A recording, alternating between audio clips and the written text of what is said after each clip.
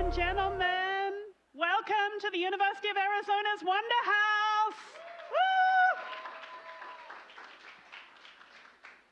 My name is Liesl Folks, and I have the great honor of serving as the provost at the University of Arizona, and I'm delighted to see so many friends here to celebrate with us. I have a delightful honor now of interviewing our very first speaker for the day. Dr. Shad Marvasti is the Director for Public Health Prevention and Health Promotion at the university's College of Medicine in Phoenix. He's a physician, but also a medical educator, a researcher, a public speaker, and an author. He is proactively engaged in creating solutions to promote health and prevent chronic diseases. And importantly, because I see many of you are eating some of our amazing snacks from Chef Omo today, he's really, really interested in the nexus between food and good health. So without any further ado, I want to introduce to you Dr. Shad Marvasti. Come on out, Shad.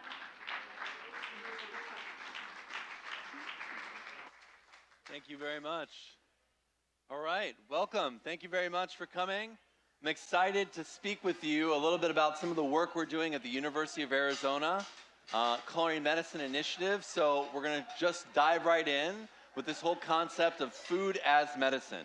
This is something that many of you have probably heard. It's actually thousands of years old, millennia old. You probably heard this adage from Hippocrates, let food be thy medicine and medicine be thy food. So this is something that you've heard, that has been seen across time, and you might think of it as something that's Hippocratic during kind of Western medicine, but it's also actually around the world. This quote actually comes from an ancient Ayurvedic proverb: when diet is wrong, medicine is of no use, and when diet is correct, medicine is of no need. So actually almost every culture around the world has some kind of remedy around food.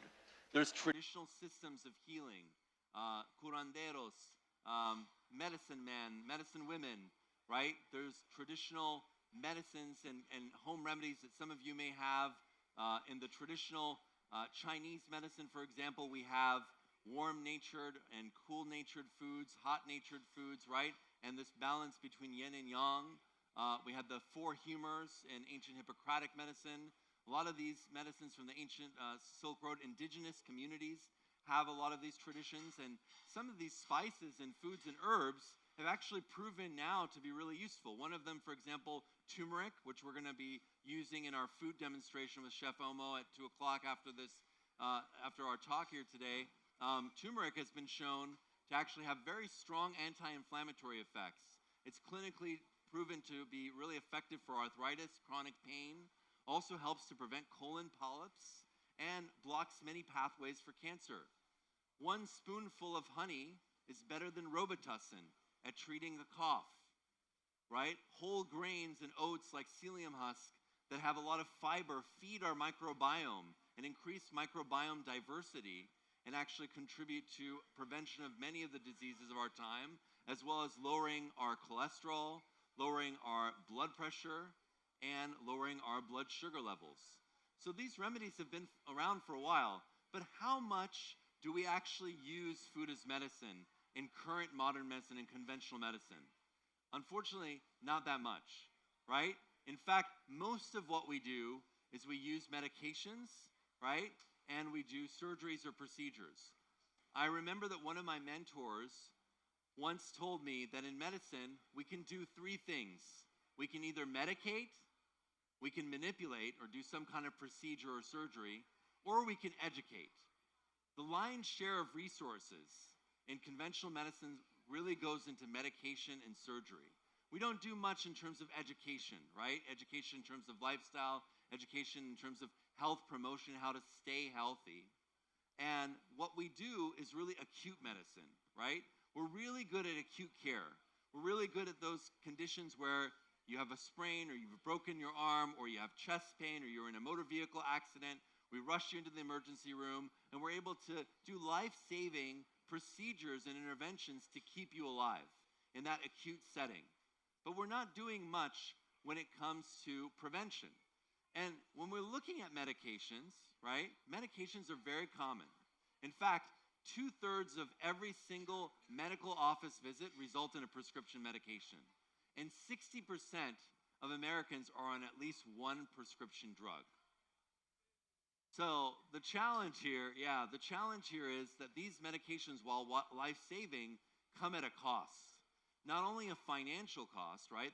One medication to come to market takes 10 to 15 years or $300 to $500 million, right? The average family, average person can spend up to $1,400 on average on a medication. And if they're not able to get that medication, then they have all these complications with their medical condition, right? But there's also other costs to it as well. Medications have side effects.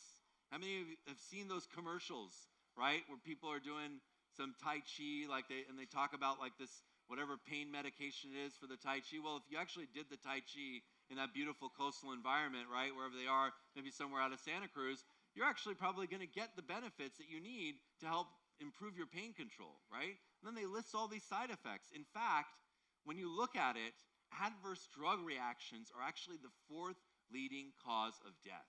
So even though these medications are life-saving, they actually can also cause harm. And you may remember the Hippocratic Oath that I and other physicians take at the beginning of medical school, right, is first do no harm. So we really have to think about what can we do other than medication, right? And when you think about what we can do other than medication, thankfully, there are some things that we can do, right? I talked about how we focus on acute care, about acute medicine, right? Those emergency situations, and we're great at that. But when it comes to chronic conditions and prevention and health promotion, we're not doing so much of that. But yet, now we're seeing that these things really matter. So, social determinants of health, where you work, where you live, where you play, your zip code, is actually now proving to be even more important than your genetic code. The relationships that we have, right? The connections that we make. During the beginning of the pandemic, we saw so many people isolated, and we found out about how loneliness can be deadly. There was a big study out of Harvard that showed that the best predictor of health and happiness later in life was not your cholesterol level, wasn't the amount of money that you make or how famous you are, but if you had meaningful, authentic relationships. And we've seen that play out around the world in the so-called blue zones where people have been living longer and healthier. We also see the power of lifestyle. I could give a whole talk about the power of exercise as medicine, right? As we move, we stay healthy as well. And what we eat, right? And that's what we're focusing on here today, what we eat. So when we look at the diseases of our time, actually most of the diseases of our time are not acute infectious diseases, they're chronic diseases. And even in the setting of acute infectious disease, if you have a chronic disease, you have worsening outcomes. 7 out of every 10 deaths, or 77% of all healthcare expenditures, basically goes to these 3 major disease conditions: heart disease, diabetes, and cancer. All of them are linked to obesity. When you have obesity, you get increased risk for all of these, and you get worsening outcomes with all of these. When we look at the impact that these chronic diseases have, okay, in terms of lives lost, that number is nearly 700,000. 700,000 lives are lost every year from these diseases. That's more lives lost every year than all the combat deaths in all of the history of wars in the United States, from the Revolutionary War all the way through Iraq and Afghanistan. If you take all the combat deaths, that's still less than the 700,000 people that die every year from these chronic diseases. So the question is, beyond medication, beyond surgery, is there something that we can do? Is there a role for food as medicine? Is there a connection between these diseases of our time, these killers, and the food that we eat? And the answer is a resounding yes. And I'm going to tell you more each one of these. So let's start with cancer. As much as 30% of every kind of cancer is directly linked to the food that we eat. When you go to the cancers of the digestive tract, like colon cancer, that number jumps up to 70% of those cancers is directly linked to what we eat. With colon cancer, we know that the more fiber you eat, the more real whole foods with plants that you eat, the less risk you have for colon cancer. Yet the more processed meat that you eat, your smoking status, and the less fiber that you have an increased risk of that cancer. So that connection is really being made. Another connection that we're seeing is the role of processed foods. Processed foods are now being connected with some of the mysterious cancers like ovarian cancer, which tends to be really aggressive and deadly. We're now starting to see real strong associations with processed food and ovarian cancer.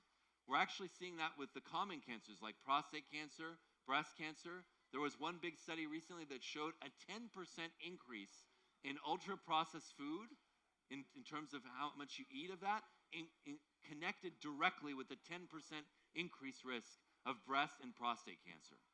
So right there, one-on-one connection. So there's a connection there with cancer and the food that we eat.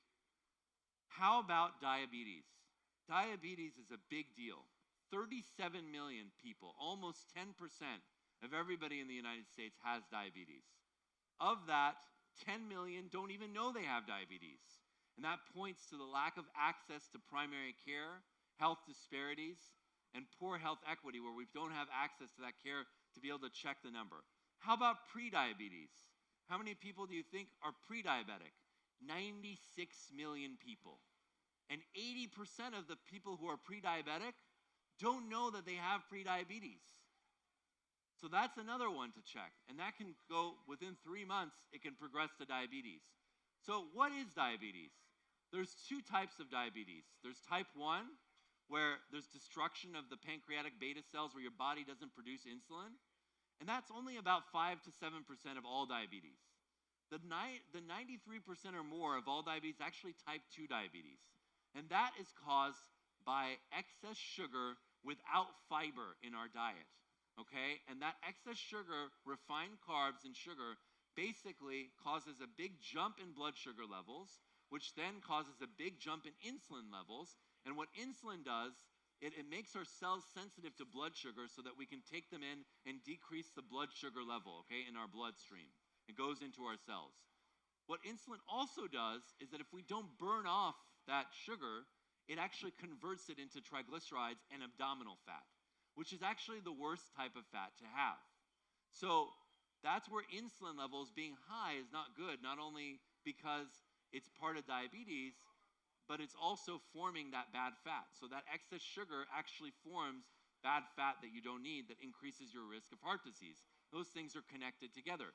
So how does that happen? How does insulin resistance happen? So over time, if you're eating a lot of these processed foods, what I call frankenfoods, or food-like substances, if you think of a cigarette as a nicotine delivery device, you can think about many of these substances like a candy bar as a sugar delivery device, okay? It gives you that sugar, it gives you that high, you get that addiction. When that goes up, insulin goes up. And over time, those high levels of sugar, high levels of insulin, basically, it causes resistance. You can think about it like shock absorbers. If you keep hitting shocks over and over again, after a while, the shocks don't work anymore, right? That's basically what happens with diabetes type 2 and insulin resistance. The insulin's still high, but your body's like, I'm not going to be able to do anything with that. And that extra sugar that's bumping around, that's the leading cause of non-congenital blindness. That's the leading cause of kidney failure. That's the leading cause of lower limb amputation. Just not controlling our blood sugar level. So when you see what food can do, the Diabetes Prevention Program, which is now actually the CDC first line for prevention, came out of the YMCA, where they actually did food dietary changes, lifestyle changes, and they compared it head-to-head with metformin, which is the stage 1, which is the first line medication for type 2 diabetes. And they found that while metformin reduced your risk of diabetes for about 30%, the dietary changes in the Diabetes Prevention Program, DPP, decreased your risk, okay, for that 96 million by nearly 60%, just by the food. It was better than the medication. How about heart disease? Every 40 seconds in the United States, somebody has a heart attack. This is the #1 killer in women, the #1 killer worldwide. Heart disease. Now, you can't catch a heart attack like you catch a cold, right? The heart attack is the end result of decades, okay, of poor lifestyle, sedentary behavior, unhealthy processed frankenfoods, right? Chronic stress, right? All of these things contribute, the risk factors that lead to that heart attack. So what that means is we have a lot of opportunity to prevent it. In fact, when it comes to diet, as much as 50% of all heart disease is directly caused by the food that we eat, and specifically a lack of healthy fats that come from nuts and seeds and plant foods, okay, or wild seafood, and an excessive amount of salt and refined sugar.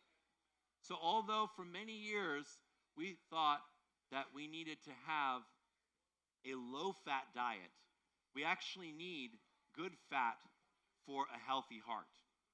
The Mediterranean diet has been shown to be better than statins at preventing heart disease after you have a heart attack, preventing to getting another one, and preventing heart disease just to begin with.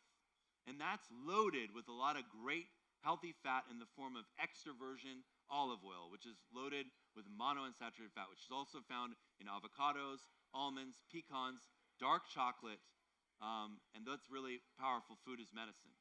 The other thing is we've seen the Dean Ornish diet, which is plant-based, stress reduction, right? They've actually done studies where they looked at the coronary arteries, angiograms, and you know how it gets thickened in those arteries over time with the plaque formation? If they went on that diet, after 3 months, the plaque went away. It's like going in with the angiogram and doing the roto-rooter. You do that when we do that procedure, right? Medication manipulation right there. You can just do that by going on this plant-based diet and doing a little meditation and getting some social support. You can actually reverse it. So there's another indication of that. In fact, diet even impacts our immune system directly. The high amounts of bad fats, salt and sugar in excess actually goes and disrupts the function of your immune cells. Your white blood cells can't function as well when they're just bathing in all this excess sugar and salt. And when that happens, we increase our risk for infectious disease. So when you look at it, actually eating healthier, we found during the pandemic, people who ate more of a whole food, plant-forward diet and maybe had some healthy fats in the form of wild seafood, they had a lower risk. If they had a COVID infection, they had a lower risk of getting really sick, being hospitalized, being in the ICU, or dying from COVID.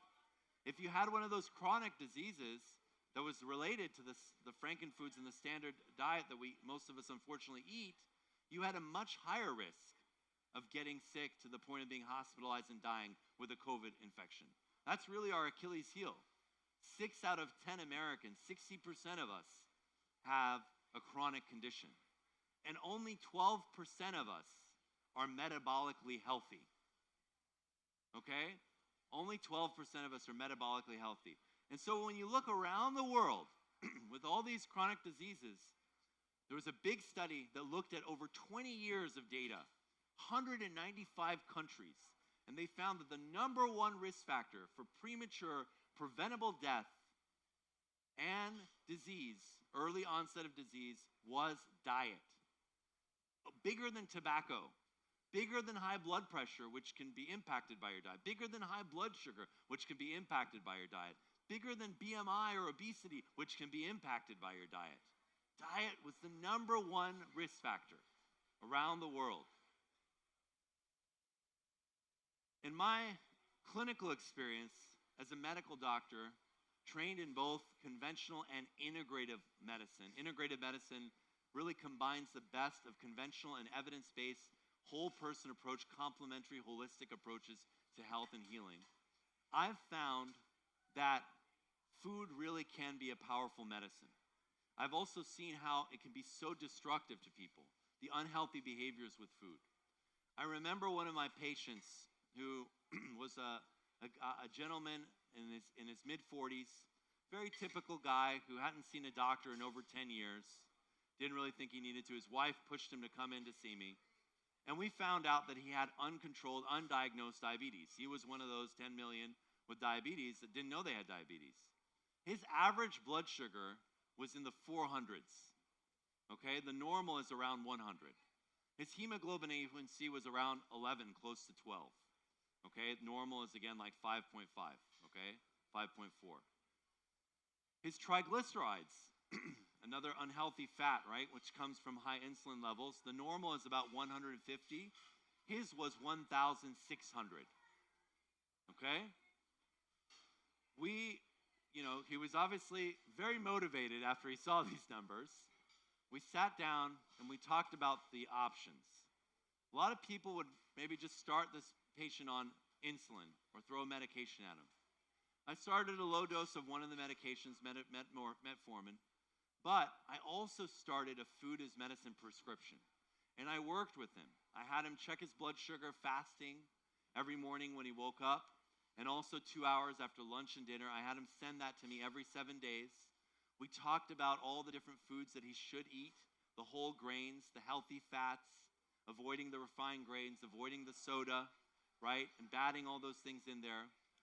Within 4 months, he went from an average blood sugar of 400 to an average blood sugar of 111. His triglycerides came from around 1,600 to around 160. With just that intervention. He eventually went on to also start feeling more energy. He had more motivation because of that. He started losing weight. He lost about 85 pounds. And I'm happy to say he still has not been in the diabetic range. And his triglycerides the same about 8 years later. So we really see how amazing food is as medicine. How it can really make a huge impact. Unfortunately, not everybody has access to food as medicine or the healthy, good food that we need. Right? When we think about health equity, we're not really seeing this play out in a fair way. Millions of Americans are food insecure.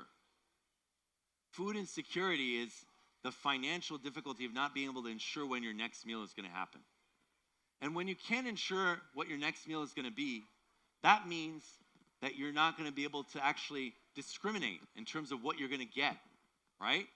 So actually people who participate in the Supplemental Nutrition Assistance Program, otherwise known as the food stamp program, they actually have an increased risk of diabetes and obesity. Why is that? That's because the foods that are available are these frankenfoods, these processed foods, right? So we've actually evolved in our understanding of this, that it's not about just food insecurity and getting people calories, right? It's about nutritional security, getting people quality calories, getting people real food. And when you do that, then you're actually using food as medicine. And you need to address this from a perspective of health equity, because we cannot harness the power of food as medicine unless we address the health disparities that we see. Sadly, what happens is we have a very vicious cycle. People who are food insecure are doing different coping strategies, right? They have decreased bandwidth in terms of what they're eating, right? So they're having to get whatever they can get. A lot of times it's this high calorie, low nutrient meal, which basically is going to increase their risk for diabetes, heart disease, right? Cancer, and then they're going to get a chronic disease. They get a chronic disease, and then once they have this chronic disease, suddenly they have to get health care. They have to take a medication. So their costs go up. Now they have even more spending trade-offs. Do I pay for my rent? Do I pay for better food? Do I pay for my medications? Or do I pay for better food? Do I have time to actually prepare a meal and cook a meal? Or do I have to have a second or third or fourth job? And you can see that further exacerbates the food insecurity and just continues to cycle this cycle up. This is the reality. This is the reality for millions of people, unfortunately. So what we need to do is we need to realize that not only are those people in that situation, that dire circumstance, suffering and affected by this, but actually everybody's impacted. Why is everybody impacted? Because what are the motivations for what to eat? A lot of times we eat for whatever's tasty, right? And we want something that's cheap. Well, what's tasty and cheap and widely available? It's frankenfoods, it's processed foods. In fact, when you look at the standard American diet, it is sad. Why is the standard American diet? Because over 63% is processed food. It's frankenfood. When you look at that tiny sliver of 12% of plant food even, you got to cut that in half, because 6% of that plant-based food is also processed food. So then we're talking about nearly 70% of the standard American diet is frankenfood. It's this food that's been shown now to cause all sorts of different cancers, the diseases of our time, and it's just kind of loaded with different things, right? Different chemicals. The way it's been manufactured to have all sorts of flavors, right? But none of the nutrients. So what does that look like? When you look at food, real food in nature, it has a lot of flavors too. But each of those flavors is connected with a specific nutrient. You think about animals in the wild. They have cravings just like we do. They crave sweet things, they crave salty things, they crave bitter things, right? They have those tastes. They have taste buds. And they're able to crave the right herb, the right plant. They're able to distinguish what they need when they need it, because they are able to use that flavor instinct to recognize that there's a nutrient that's coming with that. When they crave an herb, like mint, they're getting the nutrients that come with the mint. They crave to eat a tomato, they're getting the lycopene from the tomato. When we crave it and we're just getting frankenfoods, we're getting flavors without nutrients. So we're creating an endless cycle of just craving flavors and flavors without any nutrients. It's like a bottomless pit, right? That basically sets us up for failure and feeds into the diseases of our time.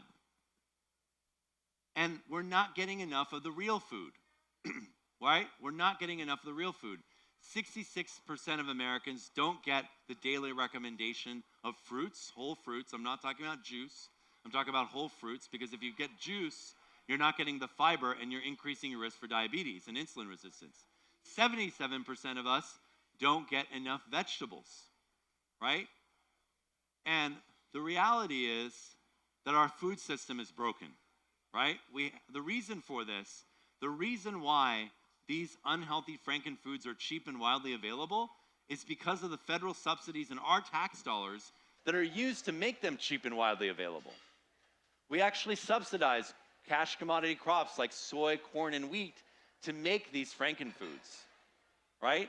So a lot of parallels we start seeing with the food industry and big tobacco, when we really need to fix that broken food system, where we need to be able to look and see what happens with our food. And what's happened in the last 40 years with the changes in the Farm Bill, we've seen the price of frankenfoods go down, and that's been associated with obesity and diabetes going up. On the other end, we've seen the price of whole foods like vegetables over here going up. And that increase in price over time has been associated with obesity and diabetes and heart disease going up. So as these things become more expensive, right, the diseases become worse, and as the frankenfoods become more cheap and widely available, that's what happens there. So what do we do about it? How can we change this? Thankfully, when we look at it, actually, our genes are not our destiny. Our genes are not our destiny. We've been taught that frankenfoods are real foods, but they're not. They're not food. They're food-like substances.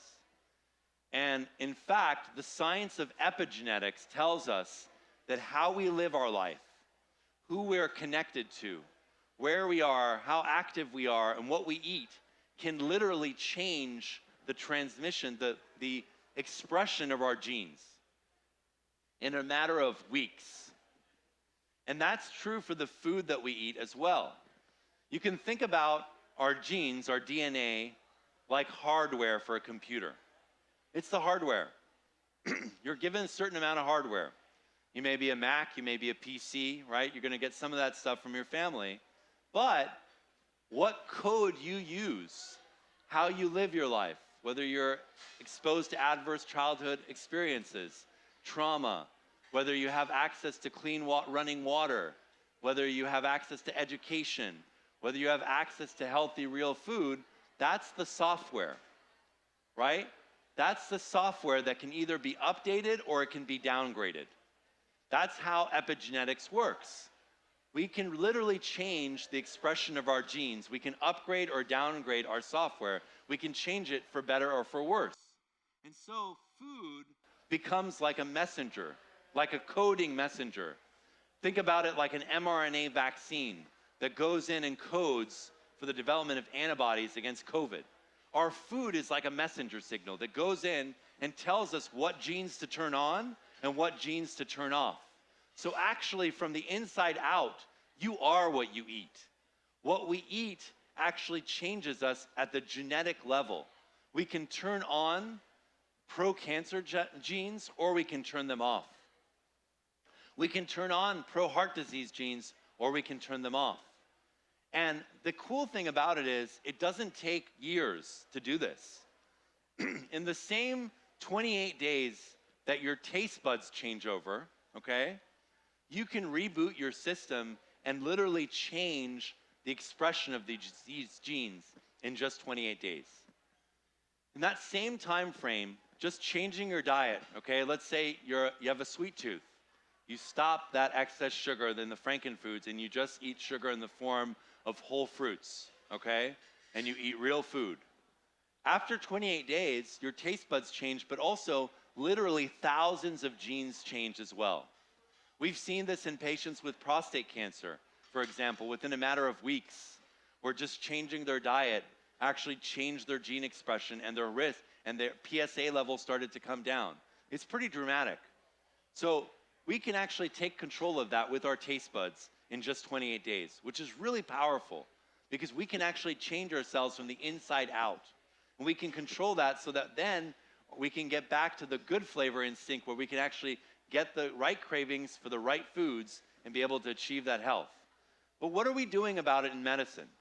How much are we dealing with this in healthcare?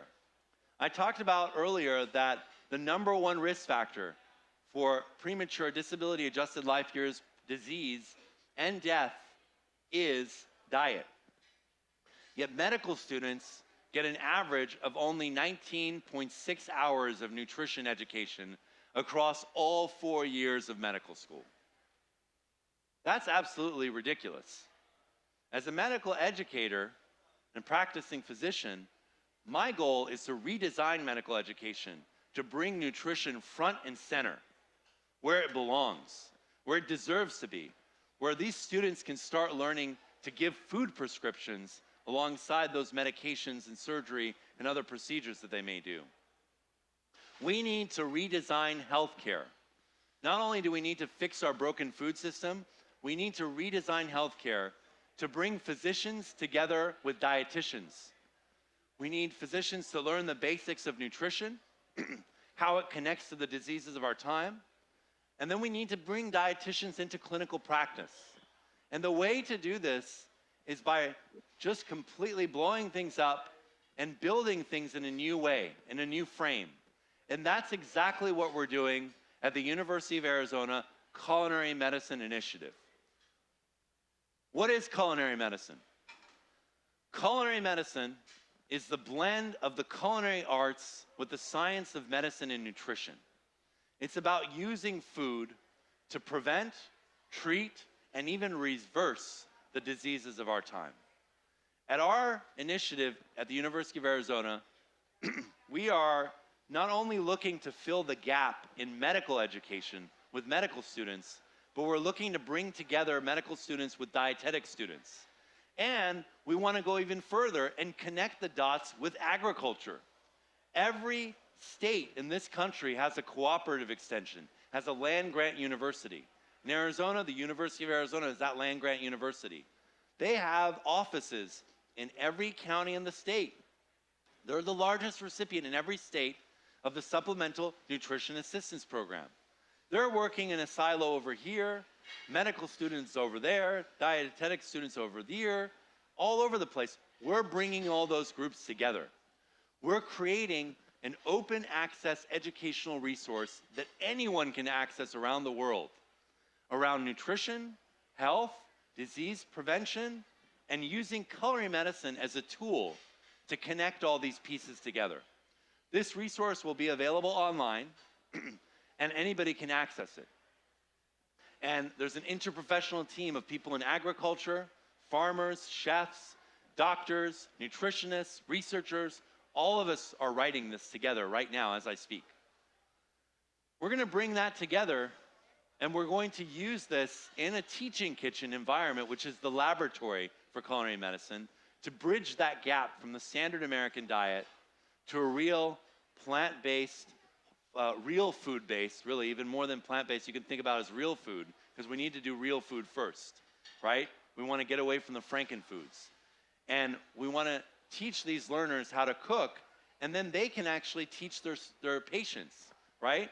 But we don't want to just limit it to that. Many culinary medicine programs have started at different medical schools, but they haven't connected it to agriculture and gone into the community. That's what's unique about what we're doing at the University of Arizona. We're actually taking this into the community, and we're building pilots in underserved communities that are culturally diverse, that are suffering from these diet-sensitive diseases like diabetes. And we're actually engaging these students in service learning. So we're talking about weekly demonstrations at our farmers market, highlighting double up food bucks programs where you can use your SNAP benefits to get to the farmers market. And my students were showing them how to prepare and drawing their attention to local farmers and vendors. We're talking about produce prescription programs. We're identifying food insecure people and families, and we're connecting them with fresh produce and recipes to help use that fresh produce to treat their diabetes, to bring their blood pressure down, to lose weight, all the different things that you can do when using food as medicine. And we're showing people with these demonstrations how cooking is a skill that all of us need to have. This is a life skill, right? This is something everybody needs to learn how to do. And we need to learn where our food is coming from, right? Children in schools need to learn where our food is coming from. So when we do this, we start to connect the dots. We're building service learning models. We don't want to just do this in Arizona. We want to create a model for the nation where we can actually use this everywhere to connect the dots, do research on this with the diet-sensitive disease of our times, and find unique opportunities for public and private partnerships to catalyze change in our system and to really find those areas of overlap in the food system and the healthcare system to really repair what has been irreparable for far too long. And when we do this, we can start to evolve to the next level. We can start to use medically tailored meals, which Medicaid recently started piloting in a number of states around the country. We can actually start using it. Medically tailored meals have been studied already. They've already been found to save billions of dollars in healthcare and millions of hospitalizations by just doing this, by giving access to a healthy, real meal for people. My students are already doing this for cancer patients. We've teamed up with a local nonprofit where we delivered medically tailored meals to cancer patients to help them get through their diagnosis. And when we think about this, this is really timely. This is really timely. So one thing I want to say about this is that the White House recently had a conference on hunger, nutrition, and health. So we're starting to find, that was the first one in over 50 years. So we're finally starting to see an opportunity to make this change at a system level. And so for a minute, I want you to imagine with me what's possible. Imagine if every school no longer counted French fries and ketchup as 2 servings of vegetables. Imagine if every school, which millions of children are dependent for those 2 or more meals a day with the school lunch program, had food that came from small community gardens on their school grounds, where they learned about science, where they learned STEM, and they actually ate and harvested that food. And they cooked it together, and they learned where that food came from. Imagine if we changed the Farm Bill to subsidize vegetables, plants, and we saw, instead of having the same landscape, maybe we still have a fast food culture because of our the way we are. We're just trying to be busy in everything we're doing. We got to slow down and we got to eat mindfully. We got to be mindful of everything. But let's say you drive up to that drive-through window, and instead of getting French fries and a burger, you get a stir fry of vegetables with an extra helping of extra virgin olive oil and extra avocado on top. Why? Because suddenly avocado is cheap. Avocado is cheaper than a burger than fries. Broccoli is cheaper. Right now, avocado is expensive. Pistachios. Pistachios lower LDL cholesterol, similar to statin medications. But they're expensive. Imagine if they were cheap and widely available. Imagine if when you go to your doctor's office, they actually have a pharmacy with an F next to the pharmacy with a PH. And they actually give you a prescription, and you go pick up produce, and you pick up recipe cards, and there's a demonstration kitchen that you go to with a chef that shows you how to cook it and gives you meal plans. And you actually go home and start making those lifestyle changes, and you know how to read food labels. And you actually start, and insurance pays for it all. You don't have to pay for a concierge doctor for that. Imagine we could do that. We have the resources to change the system. And we can make that difference one bite at a time from the inside out and use food as medicine. Thank you very much.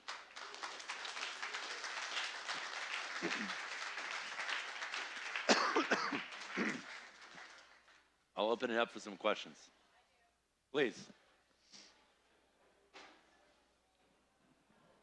So I particularly resonate with the processed food, the frankenfood that you call it, and have been really vigilant about not having that in my diet as much as possible. You speak a little closer, sorry. Okay, but my question is, there are now all kinds of plant-based foods that are coming to the market. Yes. And those are highly processed, and no one seems to see the disconnect. I'm kind of curious, am I looking at it wrong? Like, oh, but it's plant-based. Oh, it's veggies. But it seems like we're substituting some new version of processed food. So I'd like to get your feedback on that. Absolutely. So the question that was posed, we talk about eating more plants, eating the rainbow of plants, right? Not Skittles, but eating that rainbow of plants. But what if that rainbow of plants actually comes in the form of processed foods? We're seeing a lot of meat alternatives, right? The Beyonds, the Impossibles, right? And doesn't that actually, take away from what we're talking about? Because isn't that just another version of the same thing? Isn't it just a frankenfood? My answer to that is yes, it is. It is a frankenfood. Unfortunately, when you look at it, it is actually high in salt. It's high in bad fats, right? It's high in sugars in some cases too, right? But it's not actually healthy. So we're actually much better off eating real plant-based. Remember the sliver I showed you with the standard American diet? 63% is processed food, 12% is plant food. That 12%, 6% of that plant food that we eat is actually processed plant food, right? The mock meats and things like that. So really, that's not where we need to go, because it's still a processed food, right? Just because it doesn't have an animal in it doesn't mean it's not a processed food, right? You can be a junk food vegan, right? And I've seen folks like that too who think they're healthier, but they're not because of what they're eating. So I really think the first message, and this is why a lot of popular diets like keto, paleo, a lot of those things work, is because anything other than the standard American diet is going to give you benefits. Because we have so much refined carbs and sugar and salt that when we start to switch things up, we start to see benefits. So the first thing I always advise my patients is first start with real food and recognizing the difference between real food and a frankenfood. Learning how to read labels, right? Learning how to walk through the periphery of the grocery store, go to your farmer's market, right? And how to use that stuff. Learn all your vegetables. So I think that's really important. I appreciate the question. Yes, go ahead. Oh, so actually, we got to give you a mic. Do you consider GMO vegetables to be a frankenfood? Yeah, so GMO, genetically, so the question is, do I consider GMO to be a frankenfood? I actually think there's a lot of research that needs to further be done on genetically modified organisms. We've been breeding plants for thousands of years. What's different recently is that we're starting to splice in other genes. Like we actually put in chemicals for the pesticides that we use into the gene of the plant, so the plant starts to produce its own pesticides. There's been studies now that shows that it actually has ill effects for us because it disrupts our microbiome, and then we can start producing pesticides inside our gut. So I think there's a limit to genetically modified organisms, and instead of being profit-driven in short term, we need to be more long-term and look at ecology and look at the implications for climate change. One thing I didn't mention is the standard American diet, the processed frankenfoods, is an ecological nightmare. It really accelerates climate change as well, just the way that the food production system is of these frankenfoods. And so I really think it's important with these GMOs that we're mindful of evolution, and we're mindful of how we've seen a big jump in autoimmune diseases, gluten sensitivity, right? People who are gluten sensitive, not people who have celiac disease, people who are gluten sensitive oftentimes can eat gluten if it comes from an ancient grain that hasn't been genetically modified, which is really fascinating to me because that really begs the question. You know, each of us have different genetic polymorphisms and diversity. So we have different, tendency to react in one way or another, right, to these GMOs. Some of us may get a rash. Some of us may feel fatigue. Some of us may get gas and bloating. But all of it could be a reaction to the additives and the modifications that have been made and the processing. The neocontaminants that are formed in the processing process of the frankenfoods is also another part of it. So I really think we need to be mindful of it, and probably until we learn more, it's better to avoid some of those that have kind of gone to the next limit of genetic modification by adding like pesticides, stuff like that. I really question that. Yeah, go ahead. I take it the pharmaceutical companies don't like you very much. Would that be fair to say? I don't know. Well, how is this? I see it at your university, but how do you think widespread that medical schools are going to adopt this, and what's it going to take? Yeah, so the question is, how do I think medical schools are going to adopt this? What is this going to take? And I really feel that the approach that I've been trained in, which is integrative medicine, is really the way to go. We have the Andrew Weil Center for Integrative Medicine that was founded by Dr. Andrew Weil, where really it combines the best of conventional and whole person complementary approaches. I think we need to use all of the things that we have at our disposal. Sometimes medications are necessary, sometimes surgery is necessary. But my guess is it's not necessary for as much of the cases as we're using it for. There's probably other alternatives with diet and lifestyle and social support, right? And looking at and mental health that we can really do where we can actually change our gene expression for the better. So I think we need to shift medical school education, right, to be more interprofessional with dietitians, with other health professionals, and to connect this idea of the context where health happens, right? Health doesn't happen in the doctor's office. Health happens in the community. We need to shift our mindset, not just about going to the doctor when you're sick, but what is the doctor and public health doing, and what are we doing in terms of investing in public health? I'm an MD, and I also have a master's in public health. So I see both the individual and the community side. We need to be able to set things up for success for everybody, right? We need to address the health equity and the health disparity issue by making the good things cheap and widely available. I can't just deal with one patient at a time where they're all going an uphill battle. So I think we need to make a collective effort, everyone together. This is not something that just I can fix one patient at a time, but we have to change and connect the systems together, just like we're doing with our Culinary Medicine initiative, connect agriculture, connect the food system, and connect healthcare together, start to reimburse for medically tailored meal, have insurance cover dietitians for every patient to really do a deep dive on your diet, give you practical tips on how to eat. We have to see that. We have to make it important. And in medical school, we have to put it part of the step 1 and step 2 and step 3 exams. So we study for those exams. We need to put them on the exam. So we're actually studying them and we say it's important. So medical schools put it in their curriculum. I think all those different things. Great question. Yes. Hi, I love this so much. Personally, food saved my life. I've been one of those patients. I'm 26 years old. My lipids were 1100. I was pre-diabetic, placed on metformin, diagnosed with autoimmune diseases. And I went on a whole food diet, and I quit Frankenstein, all those foods, and now I'm pretty much almost healthy. But wow. I do have, thank you, yeah, That's is incredible. amazing. Yeah, thank you. Let's give you a hand. Oh, thank you for so much. walking the walk. That's awesome. It's very true. I actually had to consider between paying rent and paying good foods. I have been in that situation, and my life was ruined by processed foods, and no one could tell me. I went to dozens of doctors, and they're like, you're just stressed. And so now, after physically living this and seeing many other people, mostly women, by the way, also, that are affected because of the diversity in the microbiome and immune systems, Why haven't we made the correlation between seeing these processed foods like the tobacco industry? Why can't we legally say these are causing severe physical side effects that are affecting our public health? Why haven't we been able to classify them? And they're also designed to be addictive, right? Absolutely. And so a lot of people will say change your diet, but I went through binge eating disorder, which I would say it was a chemically dependent stimulant, dopamine releasing, I love this food. So it's like I was trapped in a biological cycle to prefer these foods. Why have we not been able to hold these companies and production systems accountable for what they're doing on a medical standpoint? Yeah, that's a great question. So first of all, I want to salute you for how you actually transformed your lifestyle. And you shared how that was really transforming. You went from high lipids over 1100, autoimmune disease, pre-diabetes, and all of that's out the window when you stop the frankenfoods and start eating a whole food, real food diet. And that's just powerful. and you recognize the fact that there was spending trade-offs and education there. When you went to the doctor, there wasn't an answer to that, right? So that's part of what we're trying to do, is change that from the beginning, right?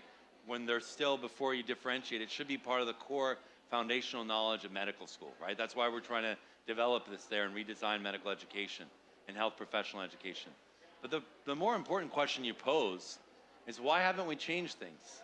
When it's so clear that these frankenfoods are connecting, right, to the diseases of our time, and that's really the solution.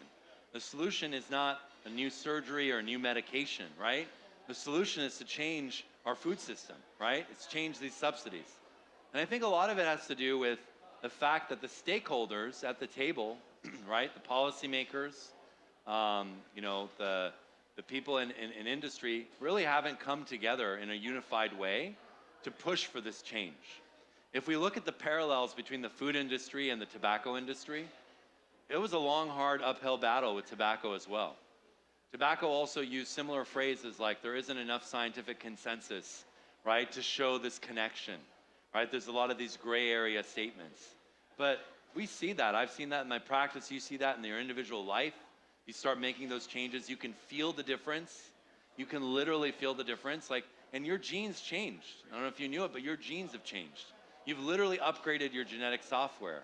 So I really think we need to learn from the lessons of the tobacco industry and what we did there.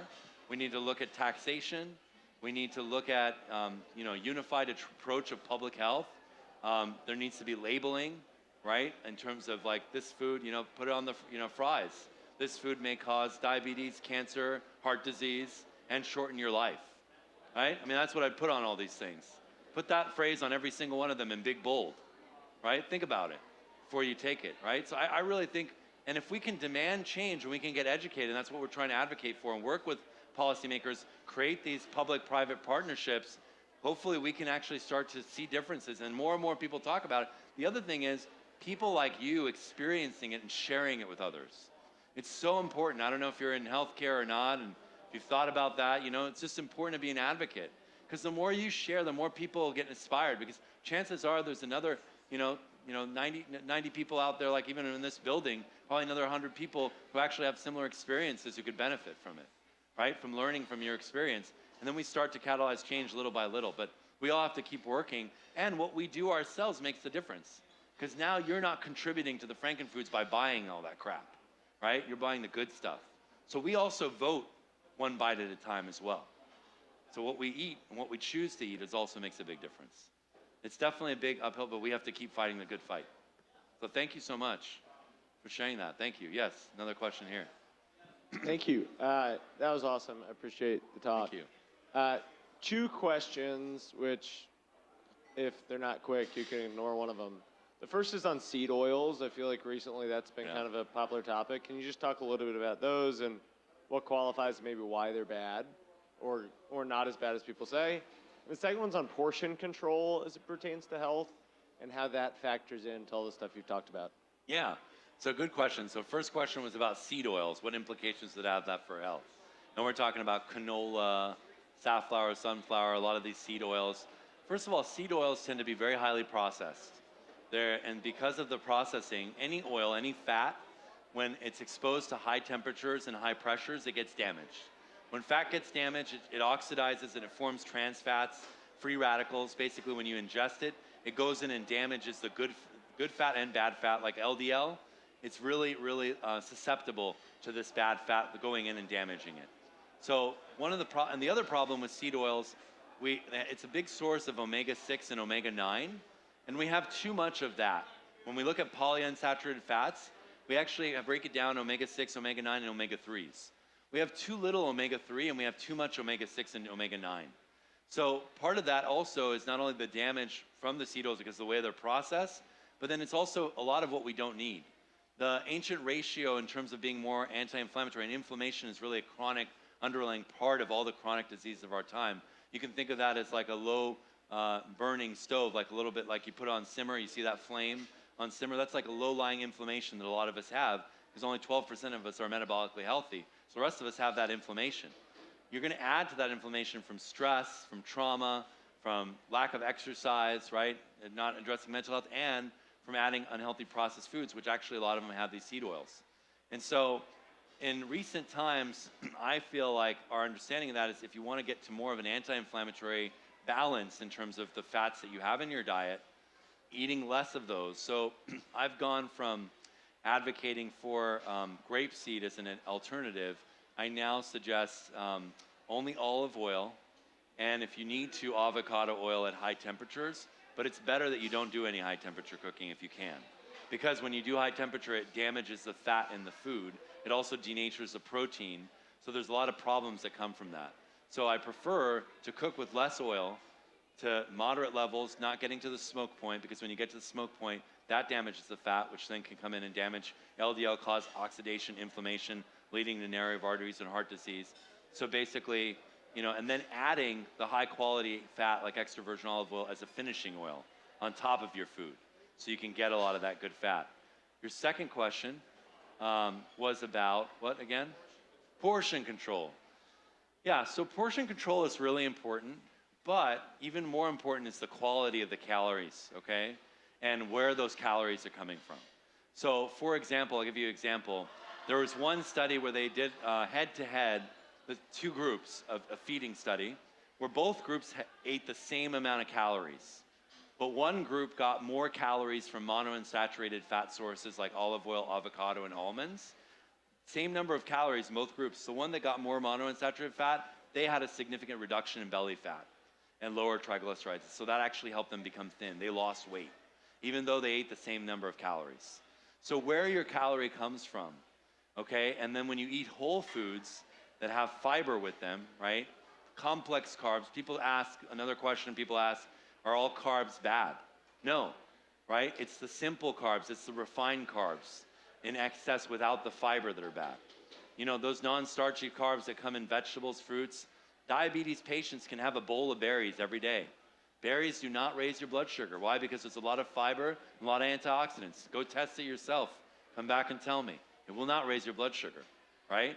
And so portion control is one thing within a certain balance, but quality of the calorie source, whether you're getting enough fiber and real food, antioxidants, all those phytonutrients, that's even more important. Great question. Other questions? We're good? Okay, go ahead. We have one more. And by the way, after this, we're going to do a cooking demo with Chef Omo outside. And there'll be some nice food as medicine for you to taste. We had one over here. Okay, which one do you want to go to? Over there, over here? Go ahead over here, and then we'll go over there. Go ahead. Thank you. So I just happened to walk in on your lecture, and I can tell there's a lot of very thoughtful people in the room about different experiences. I'm speaking on the other side of the spectrum, for better, for worse. I love French fries. I love greasy food. What would you say is the most actionable takeaway we can walk away from your conversation about? Is it mindfulness? Is it advocacy? Is it education? What would you say the number one thing that we all need to take away from this lecture is? Yeah, what? Great question. So you talked about how you love French fries, you love like your tasty foods, but you want to know what's a good takeaway from this? Is it advocacy? Is it changing what you eat? And I would say it's all of those things. And one thing I would tell you is you can do a 28-day taste bud challenge, okay? The stuff that's not good, right? That you crave. Put those aside for 28 days. Just eat whole, real food plenty of fiber, plenty of plants for 28 days. And then after that 28-day period, first of all, take an inventory journal, right? I think being mindful is really important. A lot of times we eat on the go, we don't think about what we're eating. But actually studies have shown that if we eat slower, we eat with other people, we connect, right? Make that relationship, we cultivate that meaningful relationship, we eat slower. When we eat slower, we actually control our portion size that was asked about earlier. You know, it takes about 20 minutes for the signal to reach from our stomach to the brain to say that we're full. So when you eat too quickly without paying attention, you may eat more than you need to. But if you're eating slowly and more mindfully, you're actually just really enjoying each of the tastes and flavors, you're going to get to the point where you're full and you're going to recognize that you're full. You can follow the rule of centenarians around the world who eat only 80% until they're 80% full, right? So some practical tips are that. I think eating until you're 80% full, slowing down your eating, eat real food. If you don't recognize an ingredient on the food, if it's packaged, if it's processed, don't eat it. And if it's really hard to give up your favorite soda, diet product, blah, blah, blah, whatever it is, fill in the blank, just try to do it for 28 days. Just enough time for your taste buds to change over. And then after that, if you start to eat one of those things, you'll just taste pure salt or pure sugar, and it'll be gross. It'll overwhelm your taste buds and you won't like it as much. So changing our relationship with food is really important. And then learning where our food comes from. Visit your local farmer's market. Go to a farm if you can. Connect with starting a community garden, right? It's really important that we realize where things come from because the food industry has manufactured stuff and has a big veil between where the food really comes from, right? And if you really pulled aside the curtain, see what's behind the curtain, you may not want to eat that anymore. There's a lot of good food documentaries to talk about that as well. It's a good question. All right, thank you. Thank you.